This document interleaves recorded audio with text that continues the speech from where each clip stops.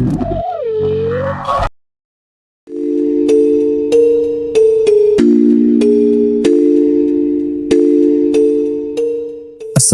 warahmatullahi wabarakatuh. Selamat datang kembali di Cerita dari Mereka. Malam ini, kami akan mengajak kalian memasuki sebuah cerita horor tentang KKN di desa-desa terpencil di Indonesia. Bayangkan, sebuah desa yang tidak tercantum di peta. Sebuah jalan yang hanya bisa ditemukan oleh mereka yang diizinkan datang. Dan sebuah aturan sederhana yang tidak boleh dilanggar. Matikan lampu. Gunakan headset. Inilah KKN di Desa Watu Kelir.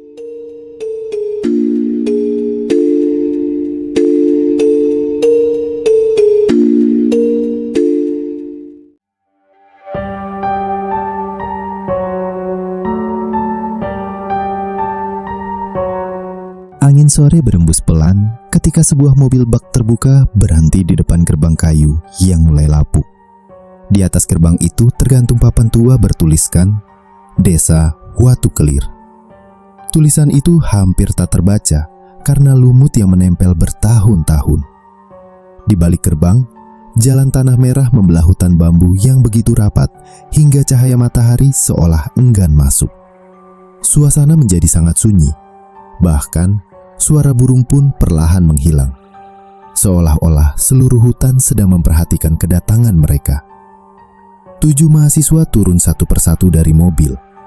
Mereka adalah peserta kuliah kerja nyata dari sebuah universitas di Jawa Tengah.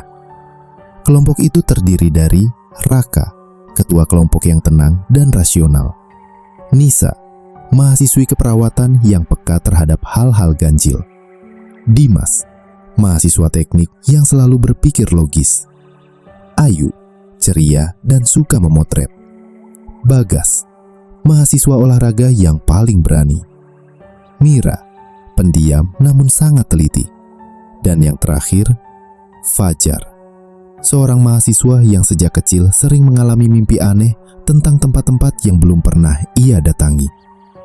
Begitu menginjakan kaki di depan gerbang desa, Fajar mendadak berhenti. Tatapannya kosong. Jantungnya berdegup semakin cepat. Ia merasa ia pernah berada di tempat itu. Padahal ia yakin seumur hidup belum pernah menginjakan kaki di desa tersebut. "Jar, kenapa?" tanya Raka. Fajar menggeleng pelan.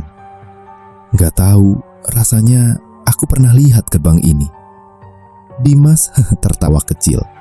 "Paling mirip di film horor." Tak ada yang menanggapi. Mereka kembali mengangkat tas masing-masing. Sementara itu, sopir mobil yang sejak tadi diam justru terlihat gelisah. Ia membantu menurunkan barang dengan sangat cepat. Setelah semua selesai, ia langsung menyalakan mesin. "Pak, nggak mampir dulu?" tanya Ayu. Pria itu hanya tersenyum tipis. "Nak, kalau sudah sore, jangan pernah berdiri lama di depan gerbang desa." Belum sempat mereka bertanya, mobil itu langsung berbalik arah, melaju sangat cepat, meninggalkan debu tebal. Tak sampai semenit, mobil itu menghilang di tikungan. Kini, mereka benar-benar sendirian. Tak lama kemudian, dari balik pepohonan, muncul seorang lelaki tua mengenakan ikat kepala hitam. Tubuhnya kurus, kulitnya dipenuhi keriput. Namun matanya terlalu tajam untuk ukuran orang seusianya. "Selamat datang." Suaranya pelan, hampir berbisik. "Aku Lurah Wiryo." Mereka langsung menyalami lelaki itu. Anehnya, tangan Lurah Wiryo sangat dingin, seperti memegang batu yang baru diangkat dari dasar sungai. "Perjalanan jauh pasti melelahkan. Mari, kalian sudah ditunggu." Mereka berjalan memasuki desa. Sepanjang perjalanan, tak seorang pun berbicara. Bukan karena lelah, melainkan karena suasana desa terasa aneh. Rumah-rumah berdiri rapi, namun hampir semua pintunya tertutup. Jendelanya gelap, tak terdengar suara televisi, tak ada suara anak bermain, Tak ada ayam, tak ada kambing, tak ada aktivitas sama sekali. Padahal waktu menunjukkan pukul 4 sore. Bagas berbisik, "Ini desa kok kayak kosong?" Belum sempat Raka menjawab, sebuah jendela kayu terbuka perlahan. Seorang nenek menatap mereka.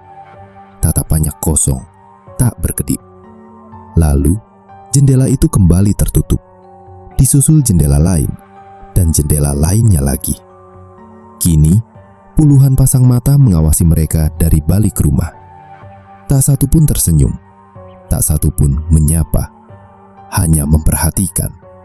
Sampai rombongan itu melewati jalan utama. Rumah tempat mereka menginap ternyata bekas balai desa. Bangunannya besar, terbuat dari kayu jati tua. Atapnya tinggi. Di belakang rumah terdapat sumur tua.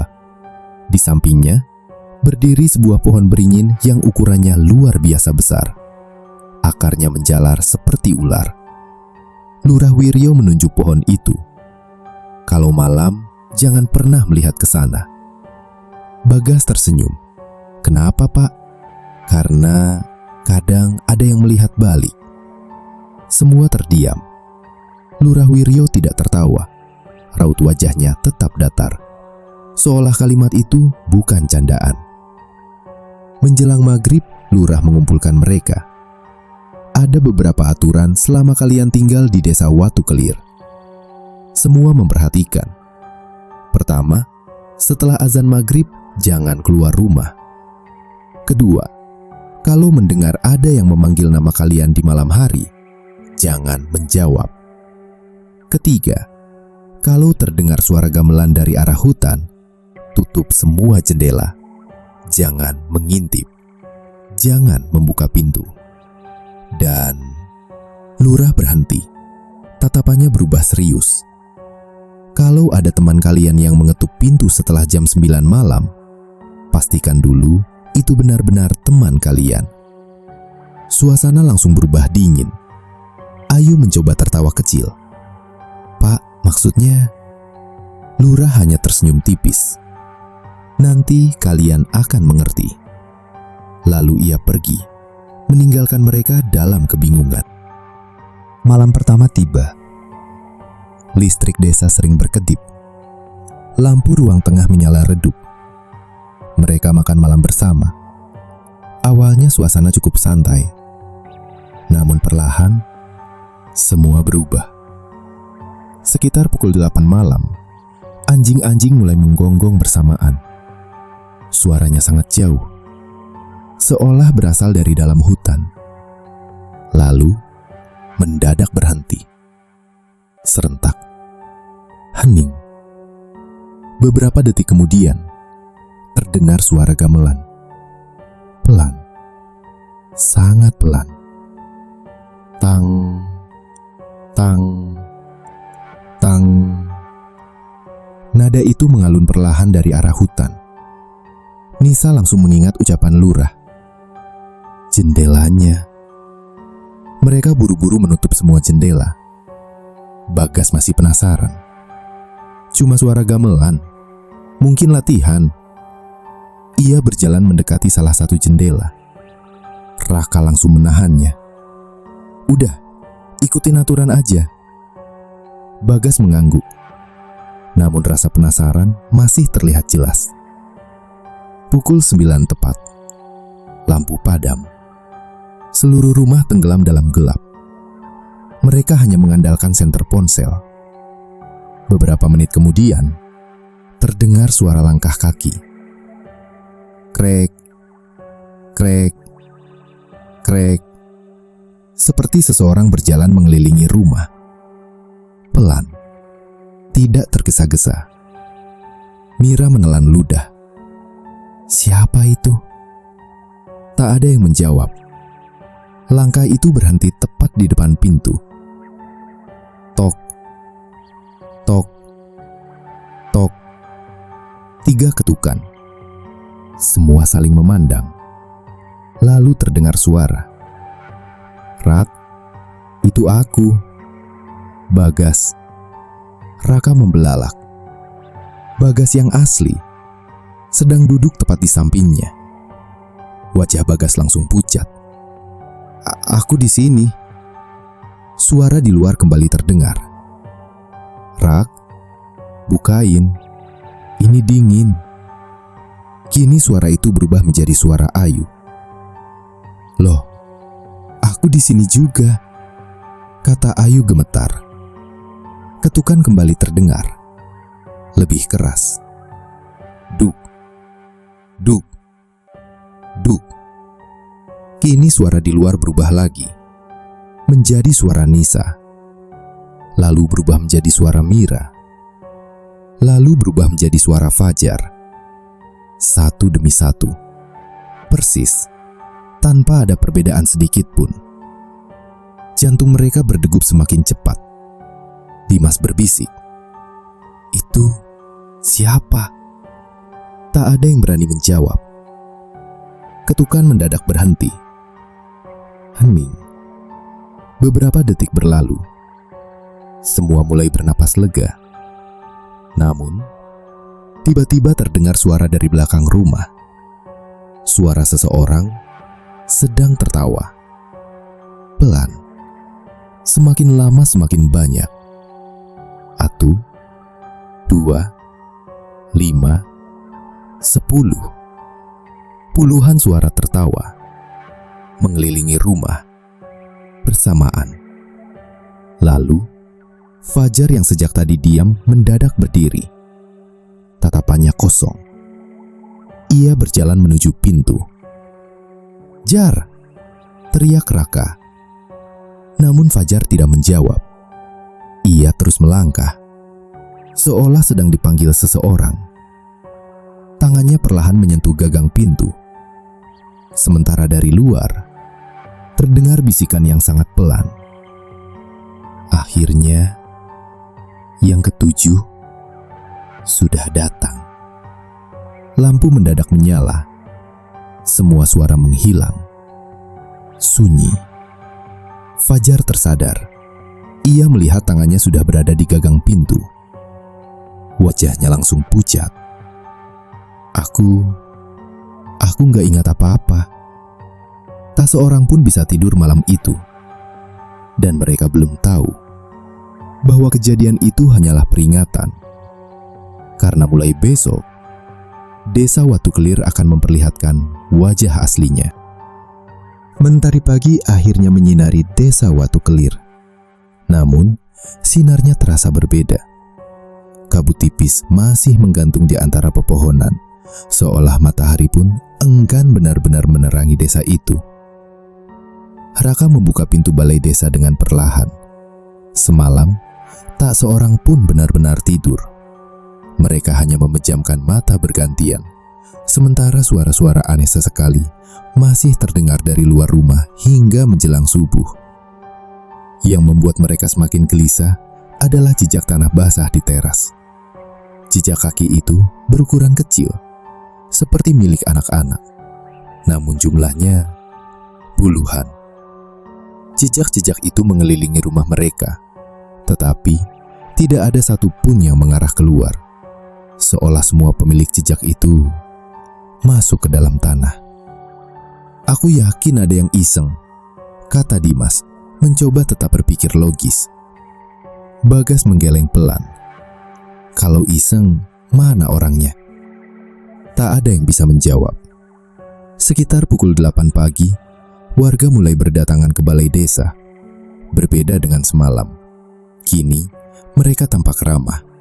Mereka tersenyum, menyapa. Bahkan beberapa ibu membawa singkong rebus, pisang, dan teh hangat. Namun ada sesuatu yang membuat Nisa merasa tidak nyaman. Setiap kali warga tersenyum, tatapan mata mereka tetap kosong. Tidak ada kehangatan. Seolah senyum itu hanya topeng. Seorang nenek mendekati Ayu. "Kamu cantik." Ayu tersenyum. "Terima kasih, Nek." Nenek itu menggenggam tangan Ayu. Dingin, sangat dingin.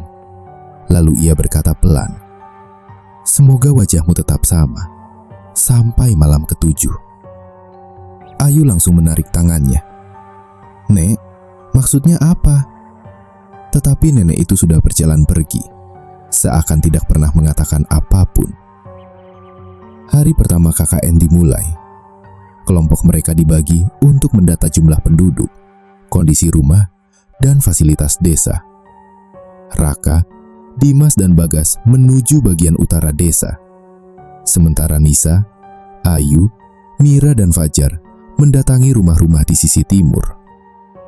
Semakin jauh mereka berjalan, desa itu terasa semakin aneh. Setiap rumah memiliki sebuah batu hitam di depan pintu.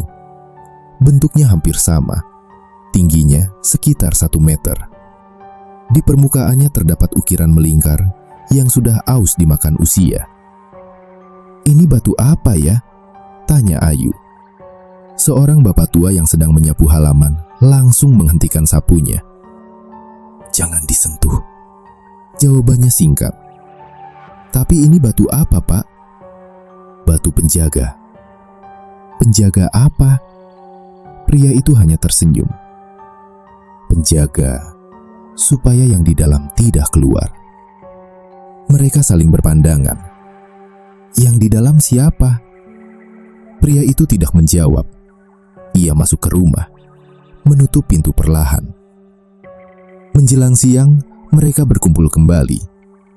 Hasil pendataan membuat Raka mengernyit. "Aneh." "Apa?" tanya Mira.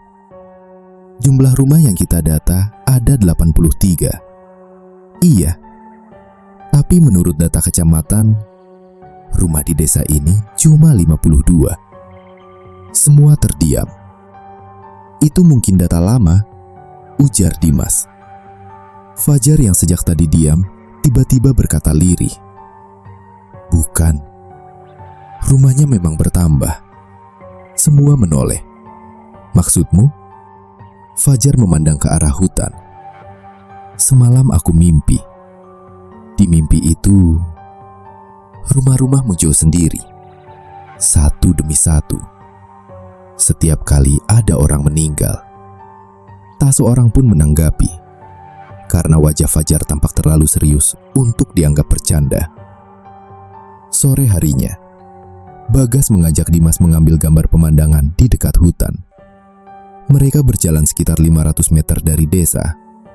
Semakin dekat ke hutan, udara terasa semakin dingin. Tak ada suara burung, tak ada suara serangga, hanya desir angin. Di tengah jalan, mereka menemukan sebuah gapura batu yang roboh. Di atasnya masih terlihat ukiran samar. Dilarang masuk saat matahari turun. Bagas tertawa kecil. Kayak lokasi wisata horor. Baru saja ia mengangkat kamera, terdengar suara. Klek, klek, klek. Seperti ada seseorang memukul bambu. Mereka menoleh. Tak ada siapa-siapa. Lalu, suara itu berpindah ke belakang. Klek, klek. Kini lebih dekat. Bagas memutar badan dengan cepat. Kosong. Dimas mulai merasa tidak nyaman. Udah balik aja. Namun sebelum mereka pergi, Bagas melihat sesuatu.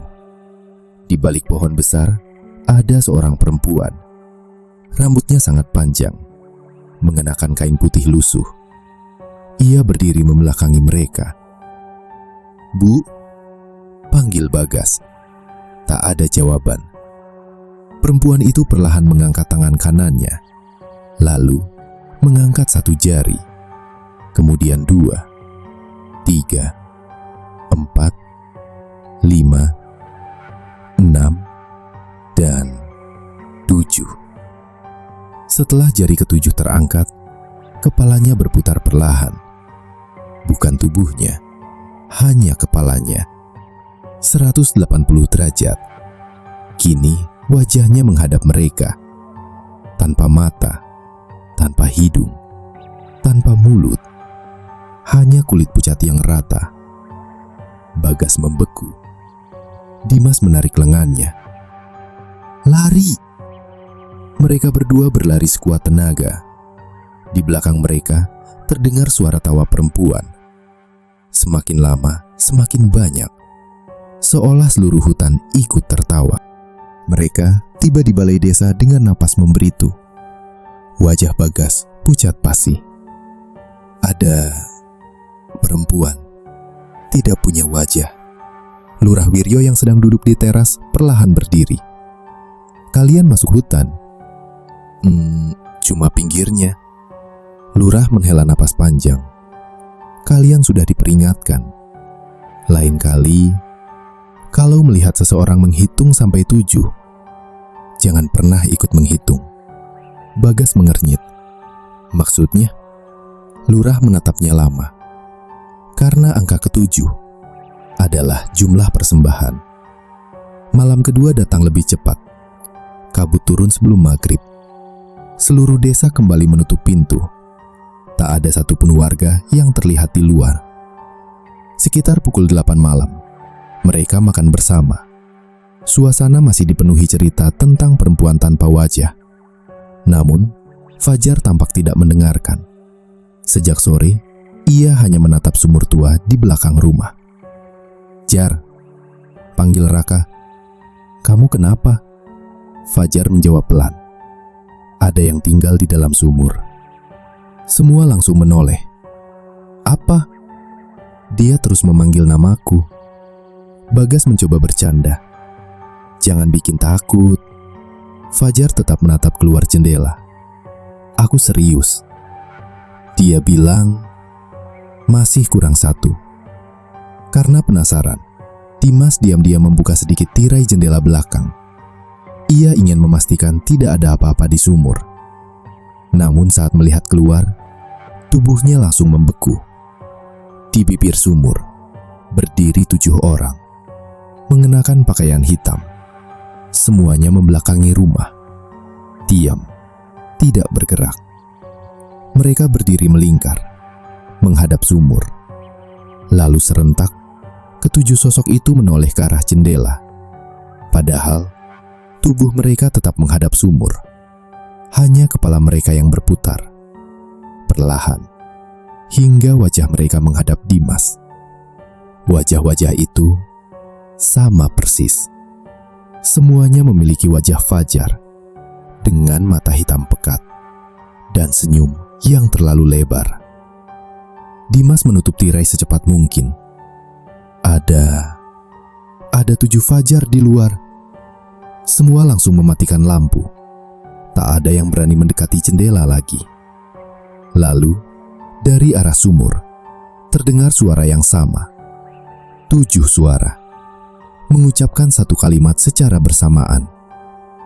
Satu lagi, gerbang akan terbuka. Detik berikutnya, air di dalam sumur terdengar bergolak hebat. Seolah ada sesuatu yang sedang naik ke permukaan. Suara air dari dalam sumur terus bergolak. Blup, blup, blup. Seperti ada sesuatu yang sangat besar sedang bergerak di bawah sana. Tak seorang pun berani membuka jendela. Tak seorang pun berani mendekati pintu. Mereka hanya duduk membeku di ruang tengah. Lampu telah dimatikan. Senter ponsel pun hanya dinyalakan sesekali. Raka mencoba tetap tenang. "Jangan panik. Kita tunggu sampai pagi." Namun suaranya sendiri terdengar bergetar. Tak lama kemudian, suara air itu berhenti. Hening. Benar-benar hening. Justru keheningan itu terasa jauh lebih menakutkan. Karena mereka tahu, sesuatu yang tadi berada di dalam sumur mungkin sudah tidak berada di sana lagi. Pukul 2 dini hari, Fajar mendadak berdiri. Matanya terbuka, namun tatapannya kosong. Ia berjalan perlahan menuju pintu belakang. "Jar!" Nisa segera memegang lengannya. Tubuh Fajar terasa sangat dingin, seperti memegang mayat. Fajar berbicara pelan, bukan dengan suaranya sendiri. "Aku harus pulang. Ayah menunggu." Semua saling berpandangan. Raka mengguncang tubuhnya. "Fajar, sadar!" Perlahan Fajar berkedip. Ia menatap teman-temannya dengan bingung. "Aku kenapa? Kamu hampir keluar." Fajar menggeleng. "Aku tadi mimpi." "Mimpi apa?" Fajar menelan ludah. "Aku berdiri di dasar sumur. Di sana ada banyak orang. Mereka semuanya menunduk. Dan mereka terus menyebut satu nama." "Nama siapa?" Fajar memejamkan mata. "Watu Kelir." Pagi hari, mereka sepakat menemui Lurah Wiryo. Mereka ingin jawaban, bukan lagi sekedar aturan-aturan aneh. Lurah sudah duduk di pendopo rumahnya ketika mereka datang, seolah ia memang sudah menunggu. Raka langsung berbicara. "Pak, kami ingin tahu apa yang sebenarnya terjadi di desa ini." Lurah terdiam cukup lama, tatapannya kosong. Kemudian ia menghela napas pelan. "Kalian seharusnya pulang sebelum malam pertama." Semua terdiam. "Maksud Bapak?" Lurah menatap Fajar. Karena desa ini sudah memilih. Jantung Fajar langsung berdegup kencang. "Memilih siapa?" "Kalian." Lurah akhirnya bercerita. Ratusan tahun lalu, desa Watu Kelir bukanlah desa biasa. Konon terdapat sebuah tempat terlarang di tengah hutan. Sebuah gerbang. Gerbang yang dipercaya menjadi pembatas antara dunia manusia dan dunia yang lain. Untuk menjaga gerbang itu tetap tertutup, harus ada 7 penjaga. 7 orang yang dipersembahkan. Bukan dibunuh, bukan dikorbankan, melainkan dijadikan bagian dari gerbang itu sendiri. Dan setiap beberapa puluh tahun, ketika penjaga lama mulai melemah, desa harus mencari 7 pengganti. Dan sekarang, Lurah menatap mereka satu persatu. Jumlahnya kembali kurang. Bagas berdiri. "Ini gila. Kami pulang hari ini juga." Lurah tidak marah, tidak menahan mereka. Ia hanya berkata pelan, "Coba saja." Mereka langsung berkemas. Tak ada lagi alasan untuk bertahan. Semua barang dimasukkan ke tas. Mereka berjalan menuju gerbang desa. Langkah mereka semakin cepat. Harapan mulai muncul. Namun, setelah hampir 1 jam berjalan, mereka kembali melihat gerbang kayu bertuliskan Desa Watu Kelir. Mereka terdiam. Mustahil. Dimas melihat GPS di ponselnya. Tidak ada sinyal. Tidak ada peta. Tidak ada lokasi. Mereka mencoba jalan lain. Tetap sama. Gerbang itu kembali muncul. Lagi. Dan lagi. Seolah desa itu menolak mereka pergi. Ayu mulai menangis. "Kita terjebak." Tak ada yang bisa menyangkalnya. Menjelang sore, Mira yang sejak tadi diam akhirnya berbicara. "Aku menemukan sesuatu." Ia menunjukkan buku tua yang ditemukan di lemari balai desa. Buku itu berisi nama-nama. Puluhan nama. Ratusan nama. Di setiap halaman, selalu ada 7 nama yang dilingkari merah. Dan di halaman paling akhir, terdapat 7 nama baru. Raka, Nisa, Bagas, Dimas, Ayu, Mira, dan Fajar. Nama mereka sudah tertulis dengan tinta yang terlihat sangat tua. Seolah ditulis bertahun-tahun lalu, padahal mereka baru datang 3 hari yang lalu. Malam ketiga, kabut turun lebih tebal dari sebelumnya. Bahkan halaman rumah pun nyaris tak terlihat. Tepat pukul 9 malam, terdengar suara gamelan. Namun kali ini lebih jelas, lebih dekat. Tang, tang, tang. Diikuti suara langkah kaki. Banyak langkah kaki. puluhan, ratusan, mengelilingi rumah. Lalu terdengar suara warga. Mereka bernyanyi, pelan, bersamaan, bahasa yang tidak mereka mengerti. Raka mengintip melalui celah jendela, dan darahnya seakan berhenti mengalir. Di luar rumah, seluruh penduduk desa berdiri mengelilingi balai desa. Diam, mereka membawa opor. Namun yang membuat Raka membeku adalah wajah mereka. Semuanya tersenyum, terlalu lebar, sangat lebar, sampai hampir mencapai telinga. Lalu serentak, mereka menunjuk ke arah rumah, tepat ke arah Fajar. Fajar mundur perlahan, wajahnya pucat. Lalu ia berkata dengan suara bergetar, "Aku ingat sekarang." Semua menoleh. Aku pernah bermimpi tentang desa ini. Sejak kecil, aku selalu bermimpi berdiri di depan gerbang. Ada seseorang yang memanggilku. Dan orang itu, Fajar mulai menangis. Itu aku. Mendadak, duar. Pintu belakang terbuka sendiri. Angin dingin menerobos masuk. Lampu padam, dan dari arah sumur terdengar suara yang sangat mereka kenal.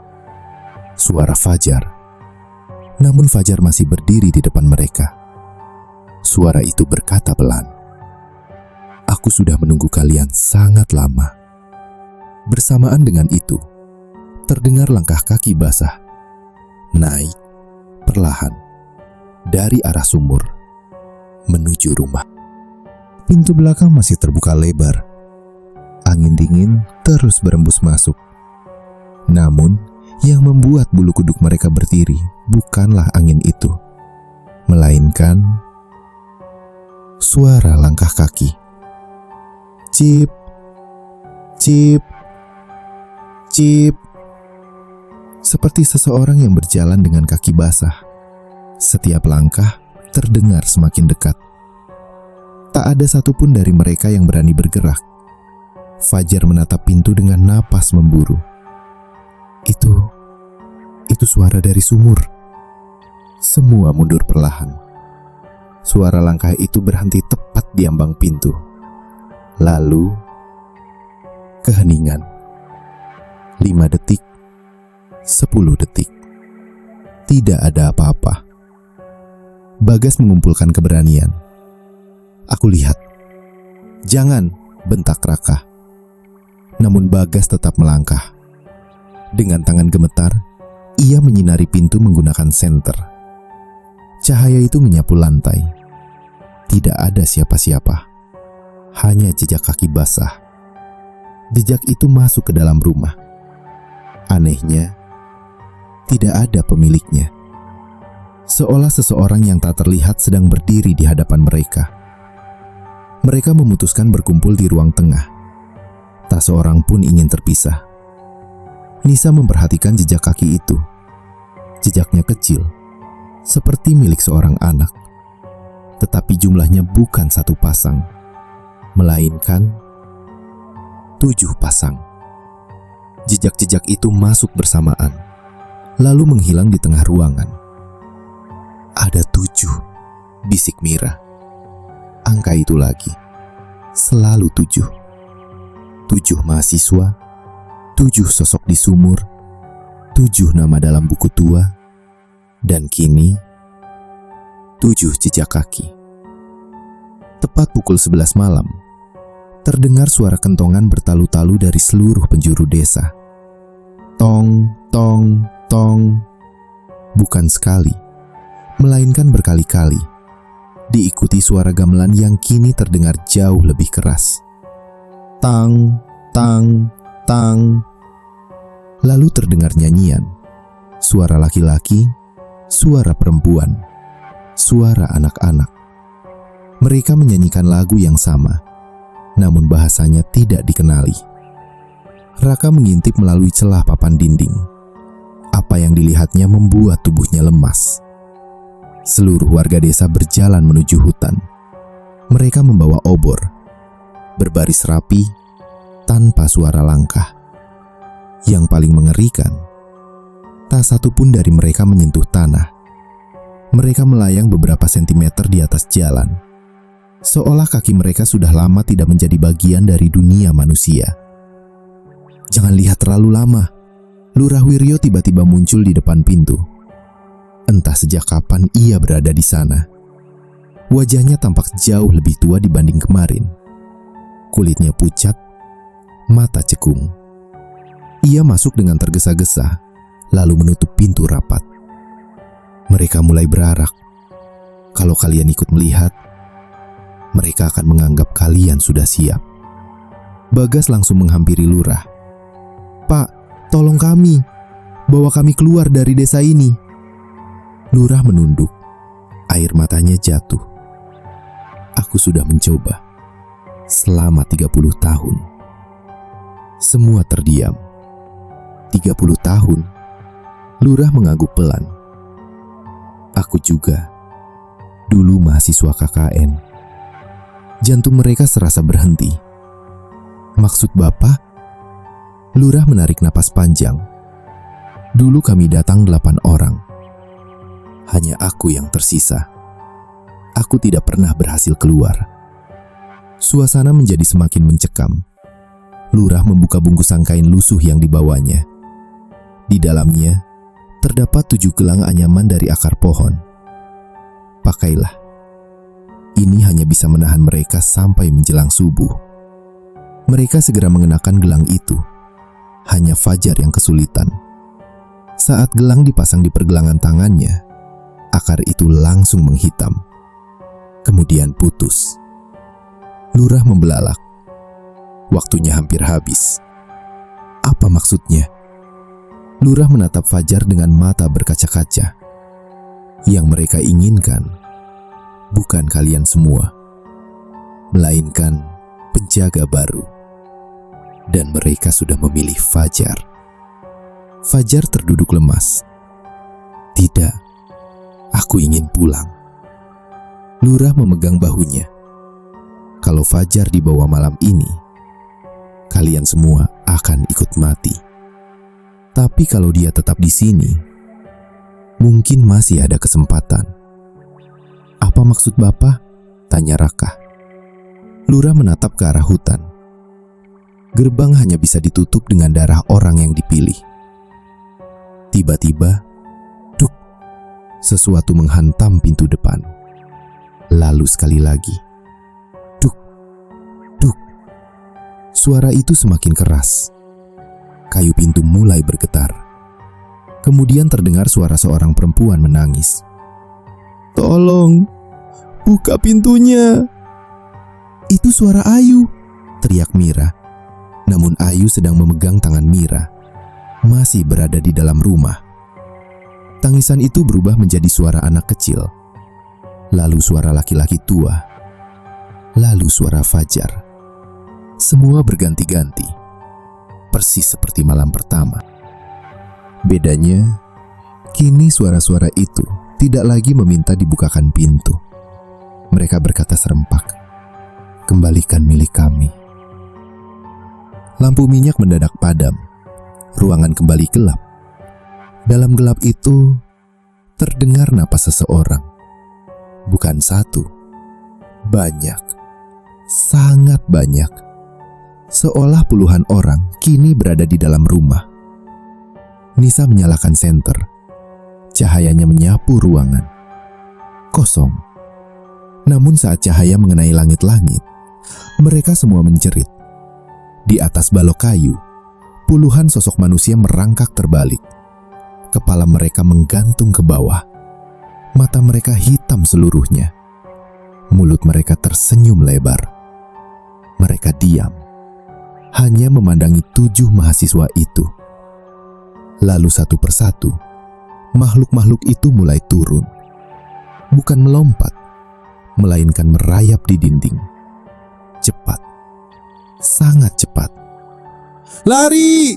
teriak Raka. Mereka berhamburan keluar melalui pintu belakang. Kabut malam langsung menyelimuti tubuh mereka. Namun desa yang mereka lihat sudah bukan desa Watu Kelir. Seluruh rumah berubah menjadi bangunan kayu tua yang hampir roboh. Pepohonan dipenuhi kain kafan lusuh. Tanah berubah hitam. Dan di tengah jalan desa berdiri ratusan orang, diam memandangi mereka. Semuanya mengenakan pakaian adat kuno yang telah lapuk dimakan usia. Wajah mereka pucat, sebagian tanpa mata, sebagian tanpa rahang, sebagian membawa kepala mereka sendiri di tangan. Di antara kerumunan itu, Raka melihat sesuatu yang membuat napasnya tercekat. Ada 7 orang mahasiswa mengenakan jaket alma mater yang berbeda, berdiri membisu.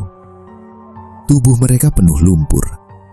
Di dada masing-masing tergantung papan kayu bertuliskan tahun 1984,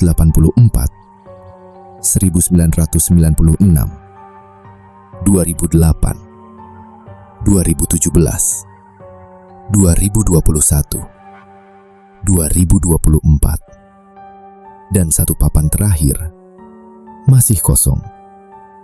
Perlahan, salah satu mahasiswa yang wajahnya sudah membusuk mengangkat tangan, lalu menunjuk tepat ke arah Fajar. Dengan suara yang nyaris tak terdengar, ia berkata, "Selamat datang, penjaga yang ke-7." Di saat yang sama, tanah di bawah kaki Fajar mulai retak. Tangan-tangan pucat muncul dari dalam tanah, mencengkeram kedua kakinya, menariknya perlahan ke bawah. Fajar berteriak sekuat tenaga, "Raka!" Dan untuk pertama kalinya, seluruh hutan Watu Kelir menjawab teriakan itu. Bukan dengan gema, melainkan dengan ribuan suara manusia yang mengucapkan nama Fajar secara bersamaan. Fajar, Fajar, Fajar. Malam itu, gerbang gaib mulai terbuka. Tangan-tangan pucat itu semakin kuat mencengkeram kaki Fajar. Tanah hitam di bawahnya berubah seperti lumpur hidup. Semakin ia meronta, semakin cepat tubuhnya tenggelam. "Raka, tolong!" Raka bersama Bagas langsung menarik kedua tangan Fajar. Dimas ikut membantu. Namun tenaga mereka seolah tidak ada artinya. Dari dalam tanah terdengar suara lirih. Bukan satu suara, ratusan. Kemudian ribuan. Mereka mengucapkan kalimat yang sama. Penjaga baru telah kembali. Tangan-tangan itu terus bermunculan. Ada yang tinggal tulang, ada yang masih dibalut kain kafan, ada pula yang dipenuhi lumut dan akar pohon. Mereka semua mengarah kepada Fajar, seolah hanya dirinya yang mereka inginkan. Lurah Wiryo berlari sambil membawa sebuah kendi tanah liat. Wajahnya dipenuhi air mata. "Menjauh!" Ia memecahkan kendi itu ke tanah. Air bercampur abu putih langsung menyebar membentuk lingkaran. Begitu air itu mengenai tangan-tangan pucat, terdengar suara jeritan yang memekakan telinga. Tangan-tangan itu melepaskan Fajar, lalu menghilang kembali ke dalam tanah. Semua terjatuh ke belakang sambil terengah-engah. "Pak, apa itu?" tanya Nisa. Air dari 7 mata air, dicampur abu penjaga terakhir. Itu hanya bisa menahan mereka sebentar. Setelah subuh, tidak akan berguna lagi. Lurah membawa mereka menuju sebuah pendopo tua di pinggir hutan. Bangunan itu tersembunyi di balik pohon-pohon beringin raksasa. Di dalamnya terdapat sebuah batu hitam setinggi 2 meter. Permukaannya dipenuhi ukiran yang sama seperti batu-batu di depan rumah warga. Namun yang membuat mereka bergidik, di batu itu terdapat bekas telapak tangan manusia. Puluhan, bahkan mungkin ratusan. Seolah banyak orang pernah mencoba keluar dari sana, tetapi gagal.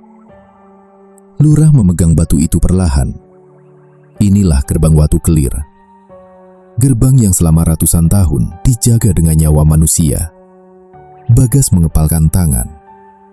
Kenapa desa ini tidak dihancurkan saja? Lurah tersenyum pahit. Karena desa ini bukan berada di dunia yang sama lagi. Fajar mendadak memegang kepalanya. Ia berteriak kesakitan. Potongan-potongan ingatan mulai muncul. Ia melihat dirinya sendiri, masih kecil, berumur sekitar 8 tahun.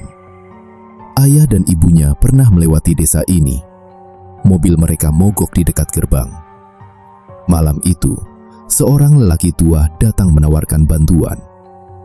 Lelaki itu bukan orang lain, melainkan Lurah Wiryo. Fajar kecil diajak masuk ke desa. Di sebuah pendopo, seseorang yang wajahnya tertutup kain hitam menggenggam kepala Fajar, lalu berbisik, "Kelak kau akan kembali." Ingatan itu terputus. Fajar jatuh berlutut. "Aku pernah ke sini. Aku sudah pernah dipilih." Lurah menundukkan kepala. "Maafkan aku. Dulu aku membiarkan mereka menandaimu. Aku terlalu takut. Aku ingin pulang." Tangis pecah di antara mereka. Belum sempat mereka berbicara lagi, langit berubah merah gelap. Kabut hitam turun dari arah hutan. Suara gamelan kembali terdengar. Namun kali ini sangat keras. Tang, tang, tang. Tanah mulai bergetar. Dari balik pepohonan muncul seluruh penduduk desa. Mereka tidak lagi tampak seperti manusia. Kulit mereka mengelupas, mata mereka hitam, mulut mereka robek hingga ke telinga. Di belakang mereka berdiri sosok yang jauh lebih tinggi, hampir 3 meter. Tubuhnya dibungkus kain hitam lusuh. Kepalanya memakai topeng kayu retak. Di lehernya tergantung 7 lonceng tua. Setiap kali ia melangkah, lonceng itu berbunyi sendiri. Kling, kling. Lurah langsung berlutut. Dengan suara bergetar, ia berkata, "Itulah penunggu gerbang. Selama dia masih ada, desa ini akan terus meminta korban." Sosok bertopeng itu mengangkat tangannya. Seluruh warga serentak berhenti. Lalu, mereka menunjuk Fajar. Penunggu gerbang berbicara. Suaranya seperti ribuan orang berbicara bersamaan. "Waktumu telah tiba." Fajar memejamkan mata. Air matanya mengalir. Ia menoleh kepada ke-6 sahabatnya. "Kalau aku ikut, kalian bisa pulang." Lurah mengangguk perlahan. Gerbang hanya membutuhkan 1 penjaga. Tapi penjaga itu akan terikat selamanya. Suasana menjadi sunyi. Tak seorang pun sanggup berkata-kata. Raka memeluk Fajar. "Tidak. Kita pulang bersama." Bagas, Dimas, Nisa, Mira, dan Ayu ikut memeluknya.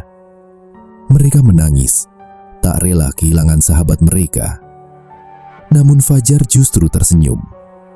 Untuk pertama kalinya sejak datang ke desa itu. "Aku capek lari. Kalau memang ini caranya supaya kalian selamat, aku ikhlas." Fajar melangkah menuju gerbang Watu Kelir. Semakin dekat ia berjalan, kabut semakin tebal. Penduduk desa perlahan berlutut. Penunggu gerbang membuka kedua tangannya. Saat jarak mereka tinggal beberapa langkah, Lurah tiba-tiba berteriak, "Sekarang!" Semua terkejut. Lurah mengeluarkan obor dari balik jubahnya, lalu melemparkannya ke batu hitam. Api langsung menyambar ukiran-ukiran kuno yang ternyata telah disiram minyak. Batu itu retak. Penunggu gerbang "Ruah!" meraung. Suara raungannya mengguncang seluruh hutan. "Mustahil!" "Ah!" teriaknya. Lurah menoleh kepada Raka. "Aku tidak pernah mencari cara menyelamatkan diriku. Aku mencari cara menghentikan kutukan ini." Retakan pada batu semakin besar. Cahaya putih memancar dari dalamnya. Satu demi satu arwah yang selama ini terikat mulai keluar. Ada anak-anak, orang tua, mahasiswa dari berbagai angkatan. Mereka semua berdiri mengelilingi penunggu gerbang. Salah satunya adalah 7 mahasiswa yang dilihat Raka malam sebelumnya. Kini wajah mereka tampak damai. Mereka mengangguk kepada Fajar, seolah mengucapkan terima kasih. Arwah-arwah itu lalu menarik tubuh penunggu gerbang menuju retakan cahaya. Makhluk itu berteriak keras, "Selama manusia masih tamak, aku akan kembali." Dalam sekejap, cahaya itu menelan semuanya. Ledakan besar mengguncang hutan, dan semuanya menjadi gelap. Ketika Raka membuka mata, ia sudah berada di tepi jalan raya. Mentari pagi menyinari wajahnya. Di sekelilingnya, Nisa, Bagas, Dimas, Ayu, Mira, dan Fajar juga mulai sadar. Mereka saling memandang. Masih lengkap, masih hidup. Yang mengejutkan, tidak ada desa, tidak ada gerbang, tidak ada hutan. Di hadapan mereka hanya terbentang kebun dan jalan aspal. Seolah desa Watu Kelir tidak pernah ada. Tak lama kemudian, sebuah mobil bak terbuka berhenti. Sopir yang sama turun dengan wajah terkejut. "Ya Tuhan, kalian masih hidup. Kalian hilang 7 hari. Raka mengernyit. 7 hari? Padahal bagi mereka, baru semalam. Beberapa bulan setelah KKN berakhir, mereka sepakat tidak pernah membahas desa Watu Kelir lagi. Namun rasa penasaran tidak pernah benar-benar hilang. Suatu hari, Dimas mencoba mencari nama desa itu di arsip lama perpustakaan daerah. Tidak ada. Di peta lama, tidak ada. Di dokumen kecamatan, tidak ada. Seolah desa itu memang tidak pernah tercatat. Sampai akhirnya, seorang dosen pembimbing menunjukkan sebuah foto hitam putih dari tahun 1984. Foto kelompok KKN sebuah universitas. Terdapat 8 mahasiswa di dalamnya. Salah satu wajah membuat darah mereka membeku. Itu adalah Lurah Wiryo. Masih muda, tersenyum ke arah kamera. Di belakang foto terdapat tulisan tangan yang mulai pudar. Jika foto ini ditemukan, jangan pernah menerima penempatan KKN di desa Watu Kelir. Kami hanya berhasil menyelamatkan 1 orang. Mereka saling berpandangan. Tak ada yang sanggup berbicara. Mereka yakin kutukan itu telah berakhir. Namun, malam harinya, Fajar terbangun karena mendengar suara gamelan dari kejauhan. Tang, tang, tang. Ia membuka jendela kamar. Tidak ada siapa-siapa. Hanya angin malam. Saat hendak menutup jendela, matanya tertuju pada tanah di halaman rumah. Di sana, terlihat 7 jejak kaki kecil yang masih basah, mengarah ke pintu rumahnya. Fajar perlahan mengangkat wajah. Di balik pagar, seseorang berdiri membelakangi jalan, mengenakan kain hitam lusuh, tanpa bergerak, tanpa suara.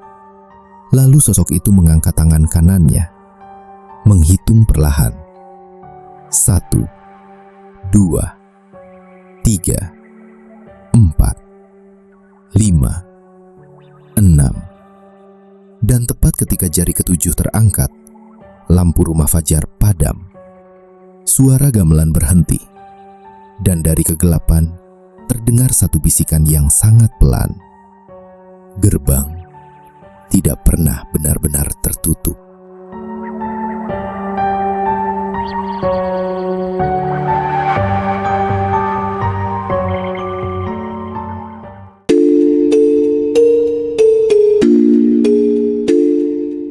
Terima kasih sudah mendengarkan KKN di Desa Watu Kelir sampai akhir. Sekarang, kami ingin bertanya kepada kalian. Bagian mana yang paling membuat bulu kuduk kalian merinding? Apakah saat suara ketukan di malam pertama mulai memanggil nama satu persatu? Atau ketika terungkap bahwa Desa Watu Kelir ternyata tidak pernah tercatat di peta, dan gerbangnya mungkin belum benar-benar tertutup. Terima kasih sudah mendengar cerita dari mereka. Jangan lupa subscribe, like, dan bagikan. Karena semakin banyak yang mendengar, semakin banyak yang tahu bahwa mereka benar-benar ada.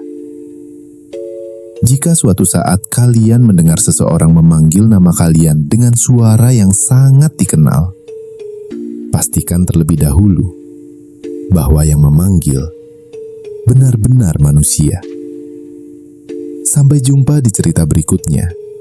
Wassalamualaikum warahmatullahi wabarakatuh.